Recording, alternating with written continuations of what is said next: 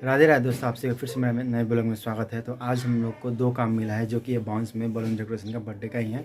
तो बाउंस जो check post में तो हम लोग अभी जाएंगे। तो मैं नहा वहा के फ्रेश हो गया हूँ। तो अभी यहाँ से मेरा ब्लॉग स्टार्ट होता है घर से। तो मैं अभी रेडी होकर जाऊँगा बाउंस, और आपको दिखाऊँगा कि कैसे डेकोरेशन किया जाता है और करते हैं। और आज दिन भर का ब्लॉग मैं आपको दिखाऊँगा। तो चलिए चलते हैं बाउंस जो कि है चेक पोस्ट में, तो मैं आपको ब्लॉग दिखा रहा हूँ। तो चलिए बने रहिए मेरे ब्लॉग में, और चैनल में नहीं तो प्लीज़ मेरे चैनल को सब्सक्राइब कीजिए। तो चलिए चलते हैं। तो ये है मेरा अपाची बाइक जो कि घर के सामने लगा हुआ है, और मैं अपना सारा सामान रेडी करके रख दिया हूँ। और ये है मेरा घर।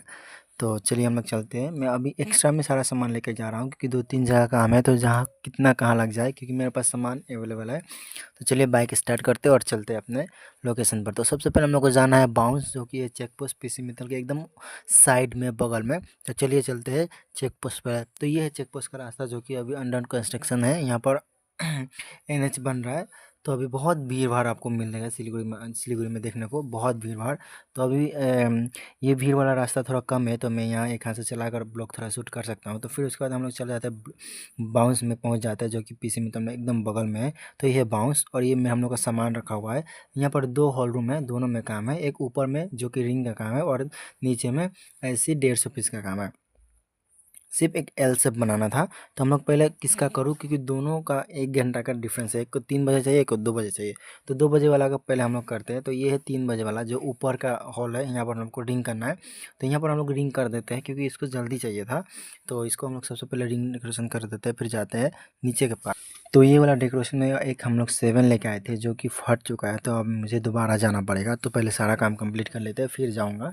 तो उसके बाद हम लोग चले जाते हैं नीचे पर। नीचे का हॉल में एकदम सिंपल सा करना होता है। यहाँ पर तो मैं एकदम 40 मिनट में कर देता हूँ। एक हेल्प करने के लिए मुझे एक लड़की मतलब आई थी, मतलब बहन, वो कर दी थी, तो जल्दी से हो जाता है। तो यहाँ पर भी मैं बहुत जल्दी कर देता हूँ। यहाँ पर भी एक एल शेप का बनाना था। फिर हम लोग चले जाते हैं।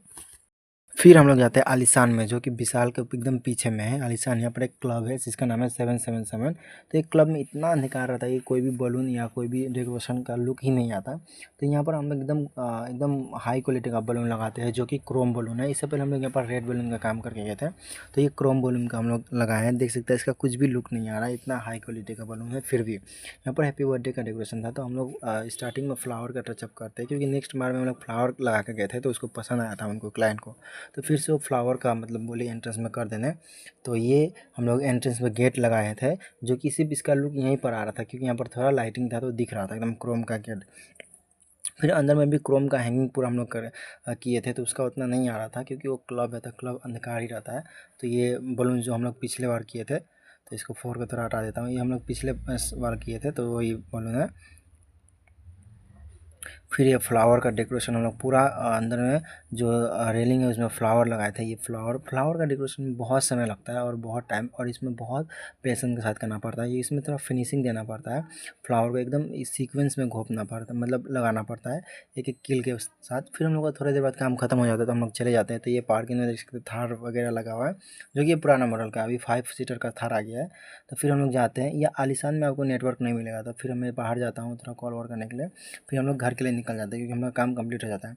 तो ये है मल्लागोली का ट्रैफिक, जो कि आपको इतना जाम मिलेगा। मैं यहाँ पर कम से कम 20 मिनट तक खड़ा था, बहुत ज़्यादा जाम मिलेगा, पर कुछ नहीं, थोड़े ही समय के लिए, क्योंकि कुछ साल बाद यहाँ पर हाईवे बन जाएगा तो जाम नहीं मिलेगा।